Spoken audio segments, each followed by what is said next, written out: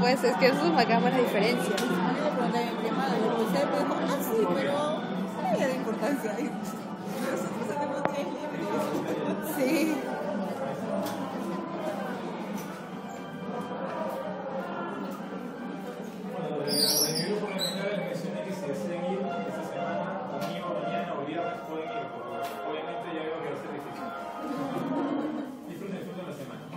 Comenzamos por engañar el tiempo, tenemos hasta las 4, ¿no?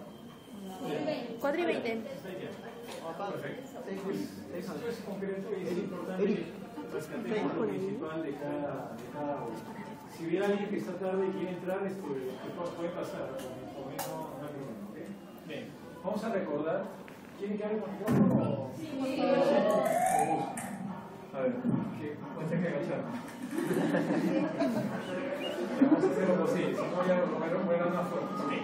Vamos a recordar la anatomía, por favor. ¿Okay? Entonces, recuerden bien el aparato valvular. Vamos a hacer una foto. Es el anillo valvular, el anillo fibroso, las valvas, las cuerdas tendíneas y los músculos capilares. Eso creo que está claro que recuerdan ustedes, es la anatomía. O sea, no se habla de una válvula, sino de un aparato valvular que tiene un anillo, unas valvas, unas cuerdas tendíneas y unos músculos capilares. ¿Okay? Bien. La circunferencia es más o menos 11 centímetros, ¿no?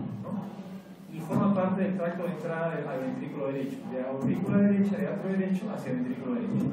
Las valvas están en una distribución triangular o trapezoidal. ¿Okay?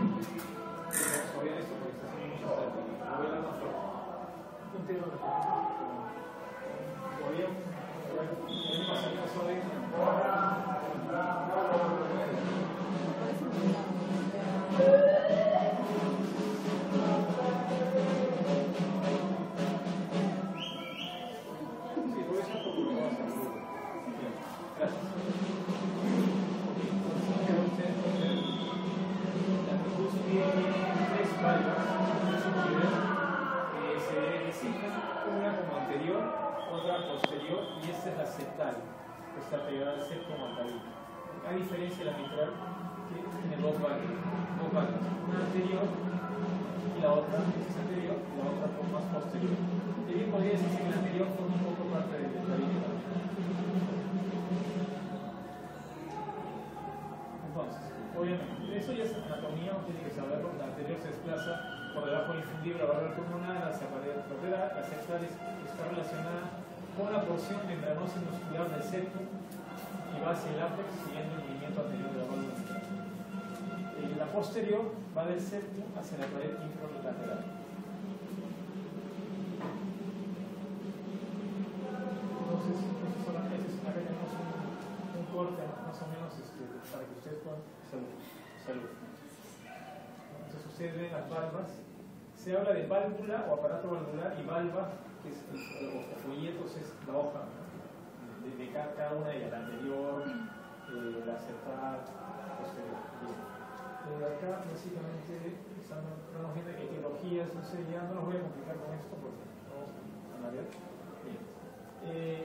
¿Qué normalidades congénitas hay? Pues tenemos que saberlo. La atresia tricuspidia, cuando no existe la valvular, la estenosis, cuando obviamente pues hay un nacimiento con algo que esté estenosada. La anomalía de vamos a ver después, la regurgitación tricuspidia, cuando ya hay una insuficiencia en lugar de estenosis, los velos no coartan, las válvulas velos no coartan bien, o un defecto en el septum atrioventricular que involucra la válvula, que son los más difíciles de corregir. Bueno, entonces, de acá quiero recalcar básicamente estas dos, para ustedes que es lo que nos interesa hoy. El porque tienen que saberlo, y la insuficiencia tricuspide. Pues vamos a tratar de eso. Bueno, ya por el año 1800, imagínense ustedes, describieron esta anomalía. Básicamente, entonces, el diagnóstico es ecocardiograma. ¿Cuáles son los puntos, digamos, en los cuales se basa el diagnóstico? Primero, las valvas, ¿no?, están adosadas, normalmente adosadas la cúspide anterior, ¿no?, y el desplazamiento apical de la válvula septal y posterior con cuerdas cortas que restringen el movimiento. O sea, quiere decir que la válvula anterior, sobre todo la más importante, está retraída, adosada. Entonces, esta no se moviliza. El ventrículo derecho está atrializado. ¿Qué significa? Que una porción del ventrículo se encuentra funcionalmente integrada al atrio, es delgado y dilatado. Ahora lo voy a explicar para que me entiendan mejor. Y hay un foramen oval, en defecto, de tipo óseo segundo, o sea, una comunicación intraauricular.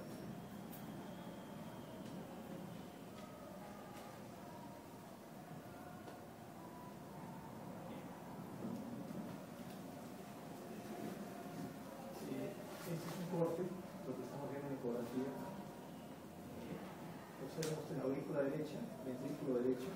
Observen cómo el aparato valvular, es un esquema obviamente, no es, pero para que lo entiendan, pienso que de esta forma han pensado lo más simple es mejor. Todo el aparato valvular está como implantado, digamos, en un nivel inferior, hacia el ventrículo. O sea, en lugar de que esté a nivel donde debe estar, está un poco hacia abajo, para que me entiendan. Entonces, parte de esa pared, esa materialización del ventrículo, eso desciende, esa cavidad es como que fuera una parte de la aurícula izquierda o de la aurícula derecha, y hay un foramen oval. Entonces, en buena cuenta es la atrialización, o sea, es la implantación, digamos, inferior del aparato valvular asociado a una retracción de la válvula anterior y un foramen oval también. Entonces, esto tiene una repercusión, no se estudiaría, no fue importante si no da una repercusión. Entonces, el grado de incompetencia o insuficiencia del cúspide nos va a dar una repercusión hemodinámica y eso de ahí viene la importancia de ello. Y esto va a depender de qué? De la cantidad de ventrículo incorporado al atrio. O sea, quiere decir de la cantidad, cuán bajo está esto, cuán incompetente está, cuán insuficiente está, para dar mayor repercusión hemodinámica. Y obviamente esto forma un shunt, ¿por qué? Porque es un shunt que va hacia el CIA. Ahora, dejemos por un lado el Epstein, vamos a dar a lo que son las válvulas en sí. Las válvulas, observen ustedes, también pueden tener alteraciones en ellas. Pueden ser displásicas, malformadas, unidas, desplazadas dentro de la cavidad ventricular. O sea, una cardiopatía como el Epstein no se presenta como ninguna cardiopatía, pues como en un libro, ¿no? Es como estándar. Siempre hay variaciones, hay un patrón de variabilidad. Entonces, ustedes pueden ver que las válvulas pueden seguir todos esos patrones, cualquiera de ellos, ¿no? Por lo general, estas válvulas son displásicas, ¿no? Y están unidas, ¿no? Y están desplazadas dentro del ventrículo, o sea, están como invaginadas. ¿Okay? ¿Qué vemos en la radiología? Vemos el corazón grande, dilatado, ¿no? Hay un borde derecho, prominente, ¿no? Y el borde izquierdo en crecimiento también, bueno, el ventrículo izquierdo, pero básicamente es un corazón dilatado. No sé si más o menos esto queda claro lo que es el Epstein, porque el Epstein es una de las principales causas de insuficiencia tricuspidal congénita.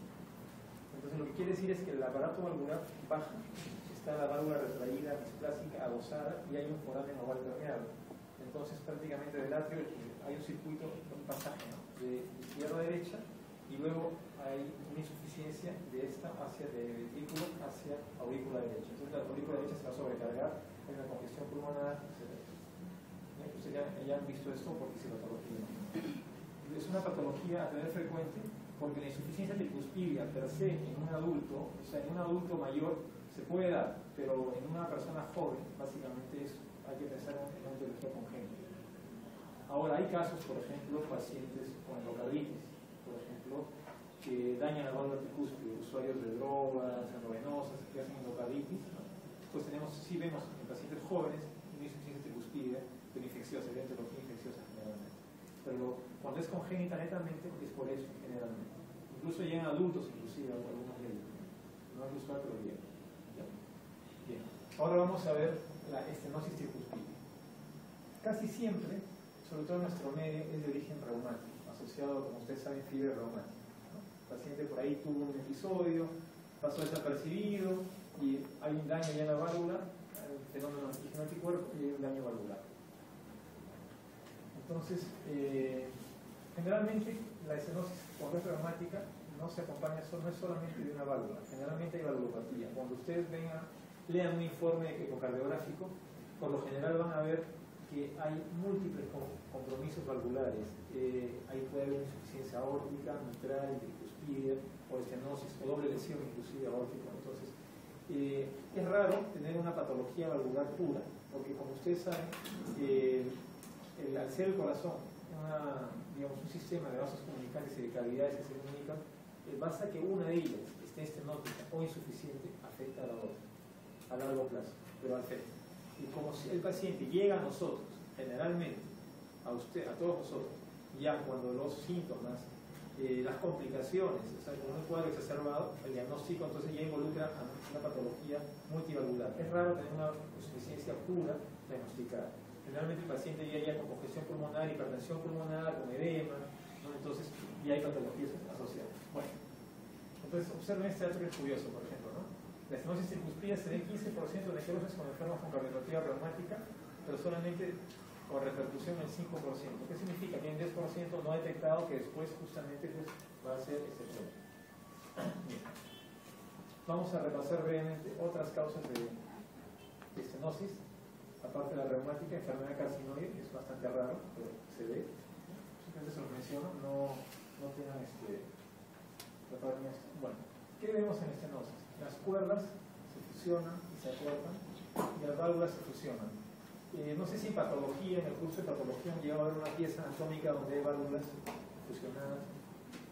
Es más o menos... Espérate, perdón.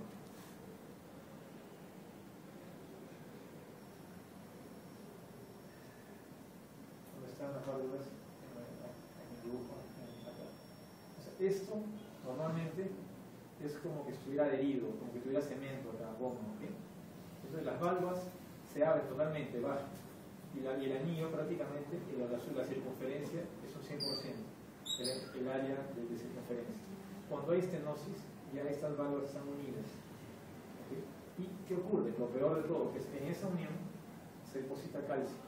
Entonces prácticamente la válvula y el anillo incluso se puede calcificar. Lo vemos más en patología aórtica, no sé si lo mencionaron, creo que tiene una clase ayer entonces se ve, es muy frecuente incluso en la radiografía de tórax, como ustedes ven, se encuentra un paciente con aorta calcificada y con válvula aórtica calcificada. En el cúspide es menos frecuente, pero también se ve.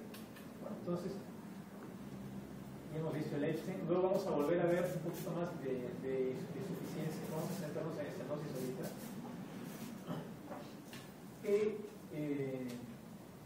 Esto, bueno, vamos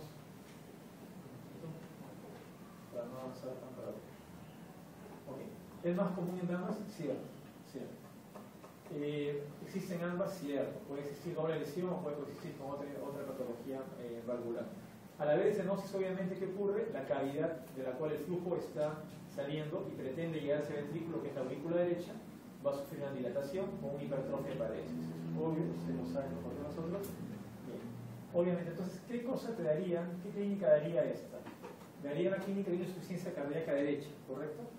O sea, congestión pulmonar, hipertensión, cardiomegalia, asitis, o sea, todo lo que es prácticamente falla derecha. ¿Sí? ¿Bien? Ahora, las ondas en el pulso, bueno, se dice que la onda es alta, lógico, determinada, los campos pulmonares aparentemente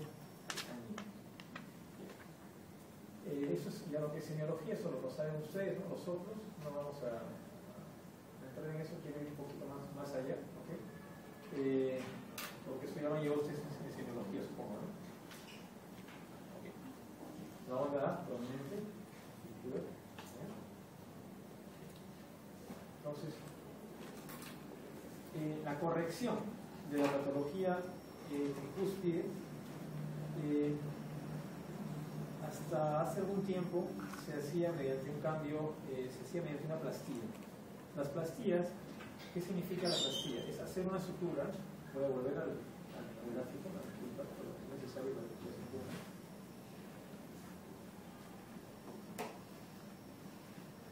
Se hace una plastía circunferencial, se coloca una sutura y se dan los puntos, y luego otra sutura en sentido inverso, y se tensan ambos, se tensaban ambos. Esa es la técnica de Vega. Se logra más o menos calcular, reducir el orificio. Sin embargo, esto ha sido superado y ahora ya hay, mediante ayuda ecocardiográfica, hay anillos. El anillo es un pedazo de teflón, un material biocompatible, que ya viene estructurado según la superficie corporal del paciente, según la medición ecocardiográfica, y este anillo es suturado justamente para hacer una plastía y que la válvula recobre la circunferencia, digamos, estándar para la edad y superficie corporal del paciente. Entonces eso es lo que se hace, eso lo van a ver después cuando llegue cirugía, pero ya lo veo en adelanto. Ya no se procura cambiar la válvula, lo que se procura es hacer plastía. Eso es, se pretende preservar cuanto más el aparato valvular, porque al cambiar la válvula, implantarla en el anillo, retirar las valvas, estamos prácticamente cortando cuerdas tendíneas y los músculos papilares van a quedar un poco sueltos. Y esto se ha demostrado a largo plazo que trae alteraciones geométricas en las cavidades cardíacas y puede llevar a una insuficiencia del corazón por el remodelamiento. Y ya no hacemos esto. Lo que se hace es, se prefiere hacer plastilla cuando se puede. Cuando no se puede, ni hablar, le pones una prótesis. Y punto. Pero lo ideal es hacer una plastilla. Bien. Vamos ahora para la insuficiencia.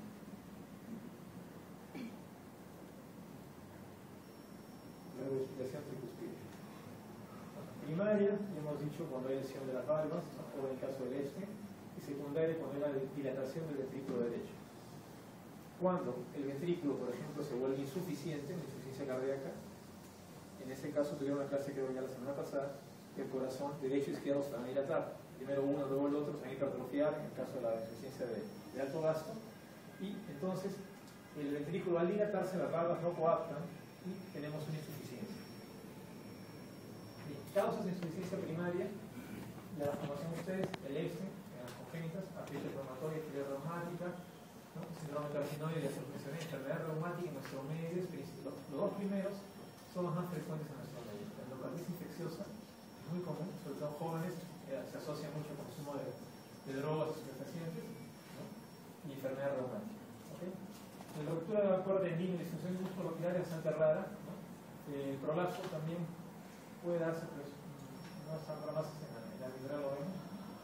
Y bueno, entonces, ahora, secundaria, obviamente, a cardiomiopatías, ¿no? Y sobre todo a insuficiencia cardíaca. Es decir, en este caso está en el corpus pulmonar.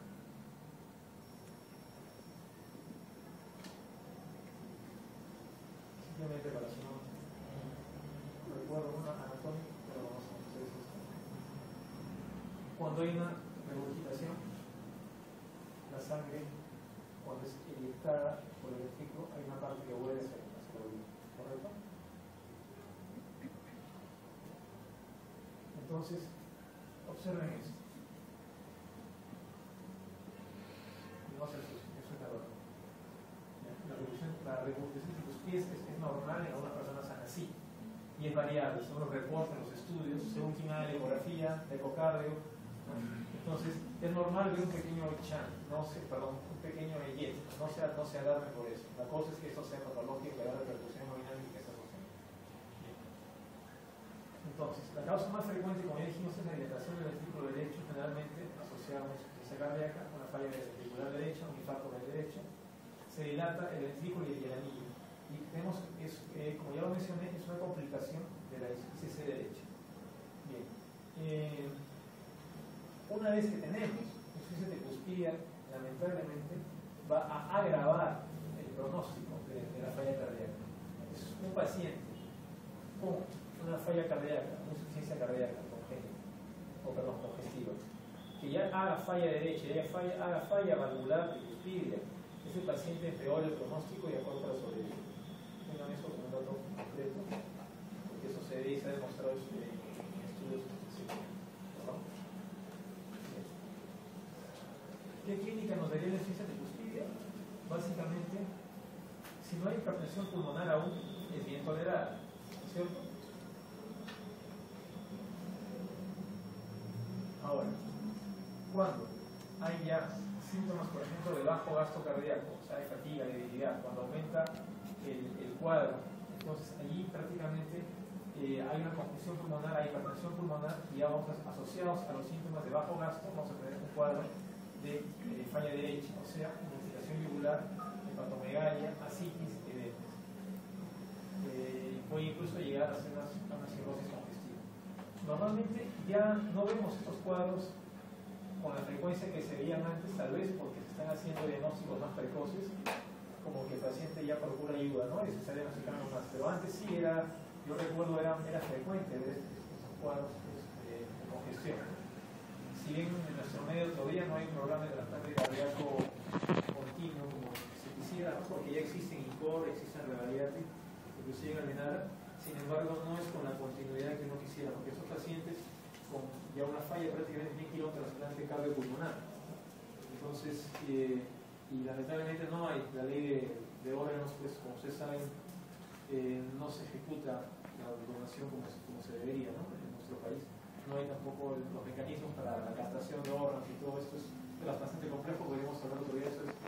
Todavía estamos bastante atrasados en eso. Existe todo en papel, pero en la práctica no se da todavía.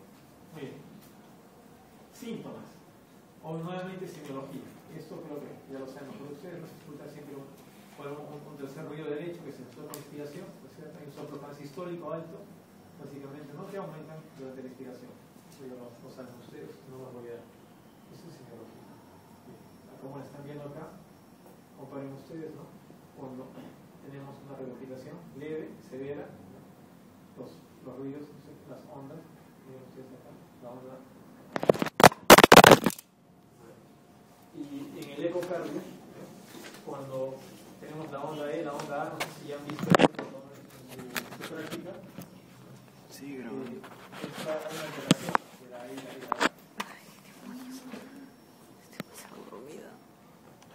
Bien, gracias. Vamos a ver la parte mitral. Y luego miradores según se alcanza.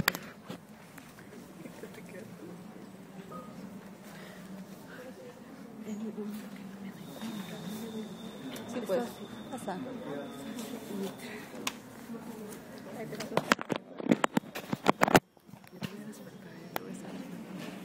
Acá sí nos vamos a detener un poquito más, porque esta clase es un poquito más larga. ¿Quieren un break o quieren? Sí, un break. No, continúe. Sí. Continúe. La patología tricuspidia es como que un poco más corta, más concreta, más leve. La patología literal es más frecuente y más... no es que sea más importante, pero es muy importante. Definitivamente... Yo había terminado. No, estaba terminado. Ok. Patología mitral. Bien. Vamos a comenzar por estenosis. Tenemos etiología. Básicamente, fiebre reumática. Es una enfermedad degenerativa. Puede ser congénita también. O puede verse tumores cardíacos tipo el mixoma. El mixoma, lo vamos a ver después, es una tumoración implantada generalmente en el atrio derecho y que, atrio izquierdo, que protruye ese ventrículo y puede dar estenosis y muerte súbita. Observen ustedes las válvulas cómo se abren normalmente, pasaje de aurícula izquierda hacia ventrículo izquierdo. Observen aquí, cuando están cerradas, lo que se llama el abonamiento diastólico. Observen una corte transversal, observen aquí. Entonces, ¿qué va a ocurrir? Normalmente hay un gradiente de presión entre aurícula izquierda y ventrículo izquierdo, ¿correcto? Bien. Ahora, tenemos que, producto de esta estenosis mitral, la presión, al haber resistencia hacia el pasaje de sangre, la aurícula izquierda va a aumentar su presión y se va a dilatar, ¿correcto? Entonces, la gradiente aumenta. ¿También? Y consecuentemente, retrógradamente, va a haber un aumento en la presión pulmonar a nivel de arteriolas y venas pulmonares y llega esto retrógradamente hacia el ventrículo derecho en casos ya más avanzados. ¿Ok? Eso es fisiopatología. ¿Me siguen en eso? ¿De acuerdo? Bien. Pero claro, me interesa que lo fijen bien porque eso es importante. Entonces, para fijarlo un poquito mejor. Hay estenosis aquí, ¿de acuerdo? Entonces, la aurícula se dilata, ¿ok? Y hay mayor, aumento de presión en las venas pulmonares que drenan en la aurícula izquierda, son 4, 2 vienen de la derecha, 2 de la izquierda, correcto. Y luego hay ya, después, posteriormente, todos los cambios que conocemos, hipertensión pulmonar, etcétera, etcétera. Y llega esto hacia el ventrículo derecho. Acá observan ustedes, retrógradamente llegaría hipertensión pulmonar y hipertrofia del ventrículo. Entonces, el ventrículo izquierdo, en una estenosis mitral, ¿cómo estaría? Hipertrofiado. Correcto, preservado. Prácticamente estaría descansando, ¿no? Claro. No le llega. Como el arquero del Real Madrid en el último partido, ¿no? No hizo nada. Seguimos. Entonces, es importante en el diagnóstico el antecedente de fiebre reumática. Esto siempre ustedes deciden especialidad que sigan, por ahí, ojo con esto, porque generalmente el daño está ahí y deja secuela. Paciente, la manifestación principal, ¿cuál es? Cansancio, fatiga, palpitaciones, por ahí puede haber hemoptisis, ¿no? Ya por la congestión pulmonar. En casos más extremos se menciona disfonía por la aurícula dilata tanto que puede haber una compresión, ¿no? A nivel traqueal, es un poco más raro, ¿no? Entonces básicamente es fatiga, astenia, palpitaciones y el antecedente de fiebre reumática. ¿Sí? Observen ustedes que hay un chasquido, estructura, eso lo conocemos nosotros, no debe tener en fisiopatología, perdón, en semiología, porque no es ahorita interés. Esto sí, tienen que saber interpretar eso en el electrocardiograma. ¿Okay?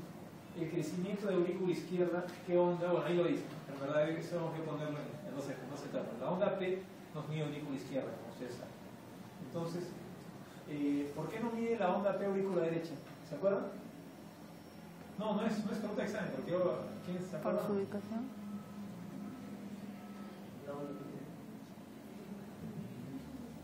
Porque los fenómenos eléctricos se dan, esta zona que se superpone tan rápido que simplemente la onda P como que la rotación izquierda pasa sobre la derecha. Entonces la más importante es la izquierda, básicamente. Entonces, por eso onda P, también en un electro puede ver a la derecha.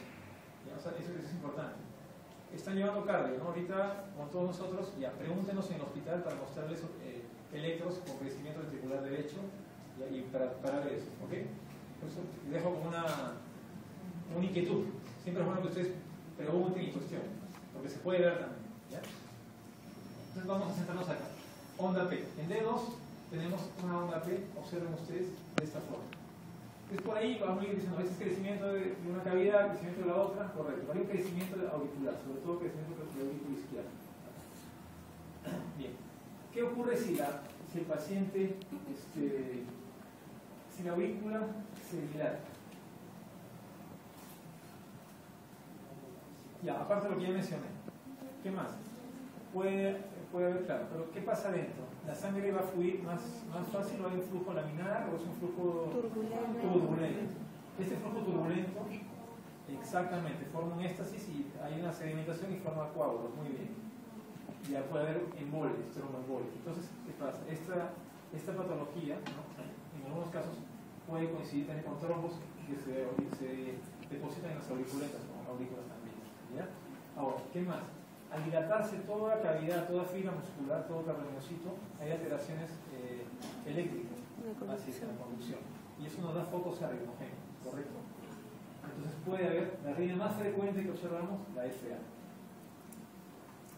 Entonces ya saben más o menos por qué. Me gusta que siempre esto lo razonen, o sea que no me aprendan de memoria, porque si no se lo van a olvidar. Salen de acá, mañana ya no saben, ya se olvidaron. Ya saben por qué. Dilatación, hay trombos, hay alteración de la conducción, la cavidad del músculo, es decir, el cardiomocito se vuelve arritmogénico. Seguimos. Bueno, eso es lo que ya les mencioné, entonces acá deberíamos ver, ¿no?, el crecimiento de la onda P, ¿no? Y D1 también hay algunas alteraciones. Vamos a seguir. ¿Qué vemos en la placa de tórax? Obviamente, doctor, tiene que haber crecimiento auricular izquierdo, entonces tengo que ver esta parte más dilatada. Correcto, muy bien. ¿Qué más? 4 arcos izquierdos, bueno, esa es semiología, a veces no se ve, pero por lo menos crecimiento auricular izquierdo sí tiene que ver. Calcificación, se puede ver, sinceramente sí, se puede ver, ¿no? Como les mencioné, ¿no? Y eso se ve, sobre todo más en las aórticas, pero en la mitral también. Esto dificulta mucho el tratamiento quirúrgico, porque el anillo al ser calcificado se fragmenta y puede lesionarse, hacer la corrección, hacer el implante valvular, y también porque el calcio puede embolizar, y eso es peligroso. Hay maniobras para prevenir esto, para preservar, ¿no? Pero siempre es que cuando hay calcio es un riesgo, ¿no? Técnicamente es más difícil. Ahí tenemos 4 arcos, ¿no? ¿Se acordaban ustedes?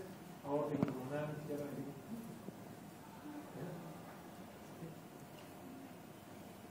botón aórtico, arteria pulmonar, aurícula, aparece ahora como tercer arco y ventrículo. ¿Ya? Bien. Ok.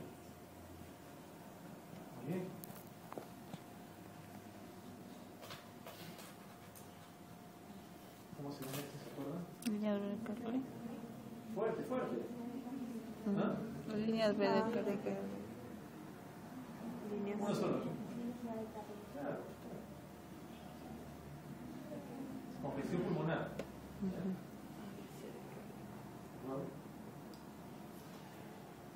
¿Qué vemos en el ecocardio? Este es un corte, es un eje largo, ya han pasado por eco, ¿no? Todos ustedes ya se han familiarizado con los cortes más o menos, ¿no? Tienen que pedir a sus profesores para que los lleven a eco, para que hagan eco. Vamos en el grupo de Almenara sí han hecho, me parece, ¿no? Ya me están ustedes viendo, han bajado esto de eco. Bueno, el corazón básicamente se puede, en ecografía tenemos el eje longitudinal o eje largo y el eje corto o eje transversal o axial. Entonces acá tenemos un eje corto, un eje largo, perdón, con longitudinal. ¿Okay? Entonces en el eje longitudinal, imagínense que el transductor está acá en la punta, ¿okay? En el ápex, acá está el transductor. Lo primero que ve es el ventrículo izquierdo, ¿no? Y según como ustedes angulen, van a ver la aorta y luego el aurículo izquierdo. Entonces ese es un corte que se dice de 5 cámaras, ¿no? Tienes un poquito de ventrículo derecho, ventrículo izquierdo, aorta y auricular. Entonces son 1, 2, 3, 4, como 4 cámaras. ¿Okay? Y acá se puede ver el atrio izquierdo también, el atrio derecho, perdón. Bueno, entonces ustedes van a ver que las valvas no coaptan y hay pasaje aquí, hay un mosaico. O sea, la sangre, ¿qué quiere decir con mosaico? Normalmente ustedes ven el flujo, esto es casi monocromático, sin embargo, al haber estenosis, el jet ya es multicolorido, es un mosaico igual. Eso indica que ya la ecocardiografía permite medir el flujo y también permite medir el área de la estenosis. ¿Okay? Clasificada. Observen acá, corazón derecho normal, miren corazón izquierdo, observen, cerrado, corazón derecho, la tricúspide abre, corazón izquierdo, miren, está rígida, el velo, aparte de cuando se calcifica, se vuelve rígido. Es como, haciendo una analogía, disculpen, ¿no? Como un paciente que tiene artritis en las manos, por ejemplo, y ustedes piden que flexionen los dedos, tiene limitación funcional, y hay reumatología. Igual, entonces las valvas no van a coaptar porque van a estar rígidas. Entonces, eso favorece, ¿no? Perdón, no van a abrir a la estenosis. Bien. Entonces, en el Doppler hay varios parámetros. Podemos ver, ¿no?, las gradientes, podemos ver el área, ¿no? Como ya les mencioné, no los voy a marear con partes técnicas. Entonces, observen ustedes con estenosis. Bien. Ahora, ¿a dónde llega la evolución natural de la estenosis mitral? Se dice, obviamente todo es relativo, ¿no?, que el periodo de latencia son 20 años, más o menos, 15, eso es relativo, o sea, no lo tomen como un dato, pero hay un periodo de latencia desde la infección hasta que se detecta el daño, ¿no? Bien. Generalmente es en pacientes sí, de 40, 50 años, ¿okay? Y lamentablemente ya cuando se detecta muchas veces ya hay un daño retrógrado, como les mencioné, ya hay daño pulmonar, hipertensión pulmonar con dilatación de cavidades derechas. Incluso hay veces una isquemia tricuspide y una ICC derecha. El paciente cuando ya llegue en esta etapa, lamentablemente, ya le podemos ofrecer poco, ¿no? Mismo que se repare la válvula, que se cambie por una prótesis, ya ha instalado una falla derecha, que obviamente tenemos que acompañarla con manejo médico para que el paciente tenga una buena calidad de vida. Ya les mencionamos, esto discurre con fibrilación auricular, edema agudo del pulmón y embolismo. Estos pacientes, muchos de ellos se asocian a ACVs, también a veces. ¿Ya? Bien. Ok. ¿Qué hacemos para el tratamiento? Obviamente hay que hacer profilaxis en fiebre reumática, ¿no? Prevención. ¿Ok? Hay que tratar la ICC, ya en la clase han visto cómo se trata la falla, la ICC, que ya es, digamos, ahí involucra un mecanismo neurohormonal, ¿no? Y todo el sistema de angiotensina-aldosterona, hay que bloquearlo, hay que dar diuréticos, en fin, eso ya es parte del manejo, ¿no? Hay que dar digital cuando amerita, no en todos los casos, antiarrítmicos, dependiendo también de los casos, ¿no? Eso ya es un manejo más fino, y hay que anticoagular, ¿no?, cuando hay crecimiento de aurícula izquierda y hay fibrilación auricular. ¿Por qué? Porque de lo contrario el paciente va a presentar trombos y esos trombos van a ser realmente peligrosos, pueden dar isquemias cerebrales, isquemias en miembros, ¿no?, y lo vemos con bastante frecuencia. Bien. Entonces, el tratamiento puede ser de dos tipos, obviamente, médico y quirúrgico. Y si es quirúrgico, puede ser quirúrgico o intervencionista, ¿no? Entonces, ya cuando hay una falla cardíaca 3 o 4, o una clase 2 invalidante más FDA, o cuando el área se dice que es menor de 1 centímetro cuadrado. El gol estándar para cirugía es menos de 1 centímetro, no es una mitral severa, ¿no? ¿Qué se le ofrece? Se le ofrece hoy en día valvulotomía percutánea o cirugía, ¿no? Bien, la valvulotomía percutánea consiste en ingresar por un catéter por vía femoral, ¿no? Se da por un balón y puede acompañarse por otro catéter también por vía braquial. El balón llega hasta la válvula y ahí dilata. Han visto una sonda Foley, que tiene un globito en la punta, igual. Disculpe la analogía, pero es muy diferente, pero más o menos así. Entonces dilata la válvula, ¿no? Hasta lograr, digamos, que esta tenga una circunferencia, un área, digamos, compatible con una ya moderada o leve, no se llega que no tenga nada. Ahora, hay riesgos, sí, riesgos de embolización, porque si está calcificada, ¿no? Hay riesgo de fractura, ruptura, ¿no? Entonces, y eso se hace mediante un procedimiento con ayuda de ecocardiografía, ¿no? Transtorácica, con fluoroscopía, o sea, se combinan, ¿ya? Porque eso no es procedimiento percutáneo que no está exento de complicaciones. En cirugía, inicialmente se hacía, aún se hace la comisurotomía. ¿Qué significa comisurotomía? Una vez que se hace la esternotomía y se expone, ¿no? el atrio izquierdo, se localiza la válvula y se ve pues que no abre bien, entonces se intenta con un bisturí muy fino, con mucho cuidado, separar los velos que están unidos, romper esas uniones. Cuando no está muy calcificado y se permite, se puede hacer, ¿no? Como anécdota les puedo contar que las primeras comisurotomías fueron digitales. No sé si ustedes saben eso, ¿escucharon eso alguna vez? Antes no había la circulación extracorpórea, la máquina corazón-pulmón. O sea, eso se hace generalmente con corazón parado. Pero antes, entonces se hacía una toracotomía, se hacía un orificio, una sutura en jareta, se abría un poco el miocardio, introducían los dedos, dilataba la arteria, perdón, la válvula, se jalaba con una bolsa de tabaco, ¿no? Y jalabas. Entonces prácticamente eran pues esos son los pioneros de la cirugía. Eso se ha hecho justo acá. Acá yo recuerdo un maestro mío haberme mencionado esto, ¿no? Obviamente ya no se hace más eso, ahora se hace bajo visión directa, ¿no? Y lo que se tiende es hacer la sustitución de la válvula. Difícilmente se puede hacer una plastilla, pero más que nada esto va a un cambio valvular. Para las válvulas tenemos dos tipos, tenemos la biológica y la metálica, ¿no?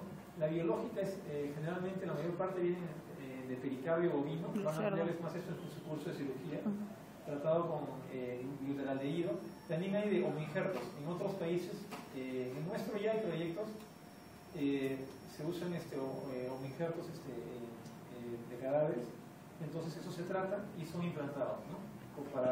¿Qué ventajas tienes? Que no requieres anticoagulación. A un paciente gelónico, un paciente, por ejemplo, agricultor, que vive en el Ande, que no tiene acceso a tomar un anticoagulante, a un chequeo de INR, de controles periódicos, es ideal ponerle una prótesis biológica, porque no requiere anticoagulación.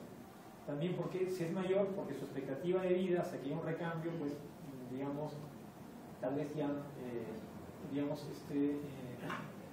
no requiera otro recambio, ¿no?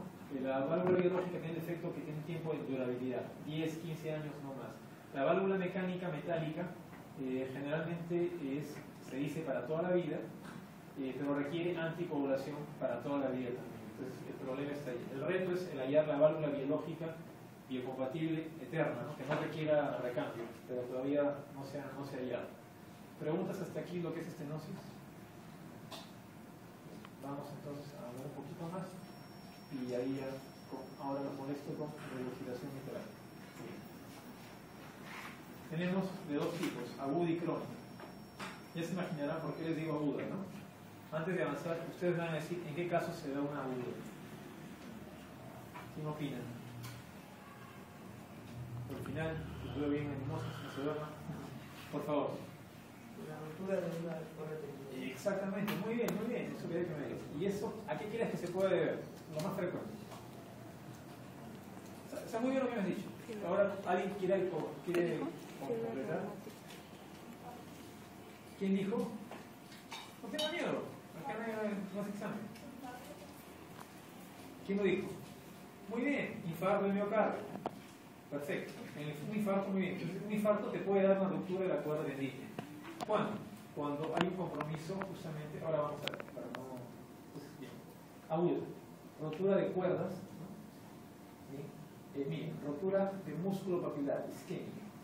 Cuando es un infarto anterior que compromete la arteria descendente anterior, recuerda la anatomía cardíaca, ¿no? Con la izquierda se bifurca, descendente anterior y marginal, ¿correcto? Por ahí a veces hay una diagonalis que sería como una bisectriz. Bien.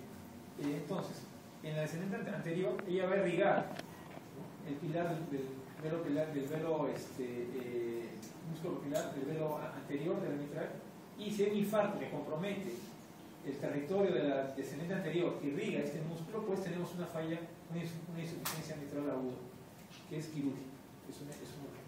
¿Okay? Eso complica el pronóstico del infarto. Rotura de cuerdas por endocarditis también, traumatismos, ¿no? Es más raro. Lo más frecuente es que crónica, todo lo que ustedes ya saben, nuevamente, reumáticas, el prolapso, ojo acá, ¿no?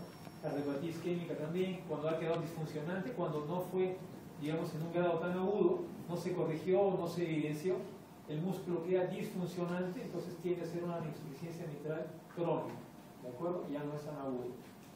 Bien. Importante para ustedes acá, bueno, el síndrome de Marfan, Ehlers-Danlos, que son conectivopatías, ¿no? Pero se asocian generalmente al diagnóstico y es un poco más fácil, porque ustedes lo asocian, pues, en el caso de Marfan, traumatismos, dilataciones aórticas, ¿no? Entonces, digamos, no vienen puros, ¿no? Como la reumática que sería pura. Entonces, aquí, miren ustedes, ¿qué es el prolapso mitral? ¿Tienen idea, más o menos?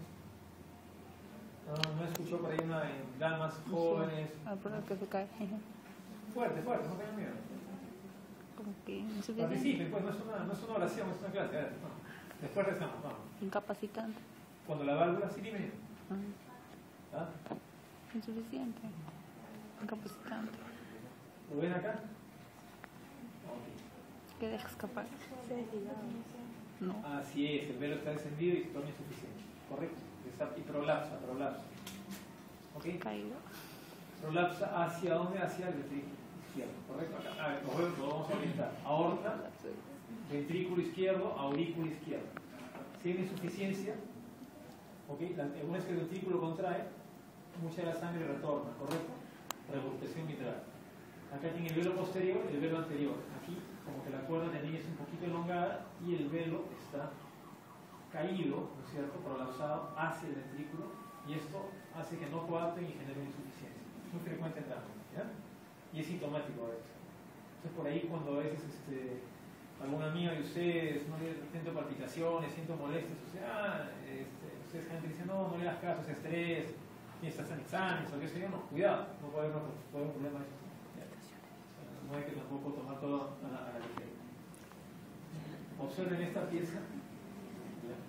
Miren ustedes cómo la anatomía, cómo degenera todo. ¿Esta qué válvula tiene que es? Tricuspid.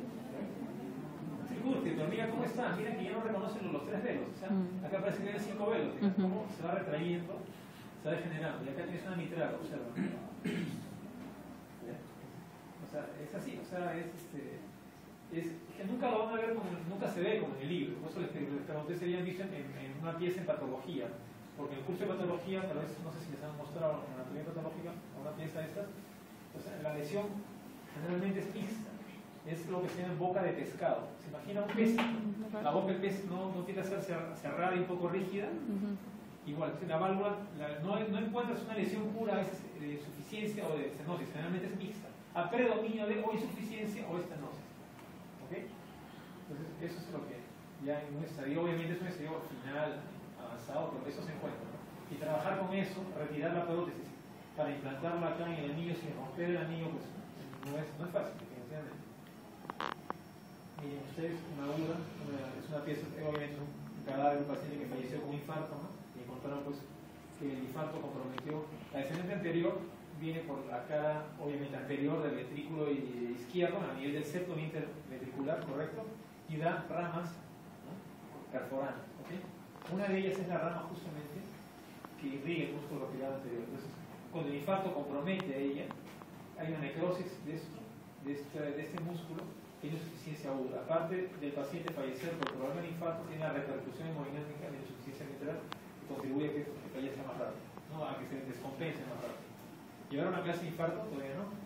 Ya van a ver cuando el infarto se complica en unos grados, y esto es justamente una de las causas que complica el infarto. No es lo mismo un infarto sin esto que un infarto con un CIB posinfarto, por ejemplo, una comunicación interventricular, que un infarto puro, ¿no? Sin que obviamente ninguno sea benigno, ambos son graves, pero esto, digamos, es un poco más grave. Bien.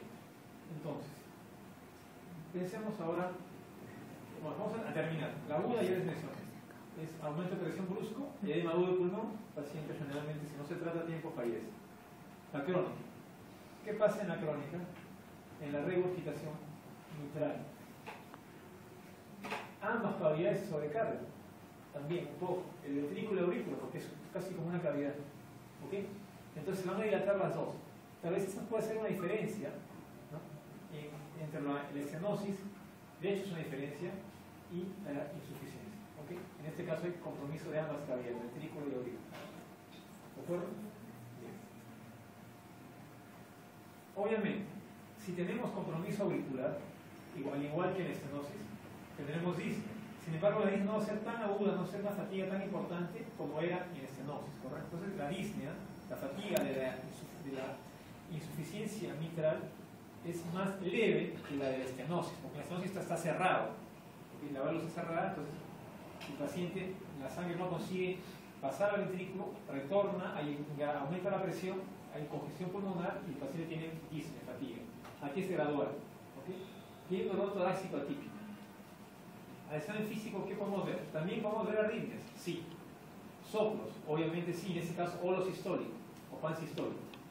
El latido de punta se desplaza, por supuesto. Si el ventrículo se dilata, el latido se desplaza. Hay estertores por la congestión pulmonar y edema agudo de pulmón, en agudo claro. Esto es edema agudo de pulmón, pero ojo, también es enfermedad arterial periférica, ¿no? Los que están en Almenara conmigo ya han pasado con nosotros saben eso, ¿no? Cuidado, aprendan, no se guíen que APE es solamente edema agudo de pulmón, también es enfermedad arterial.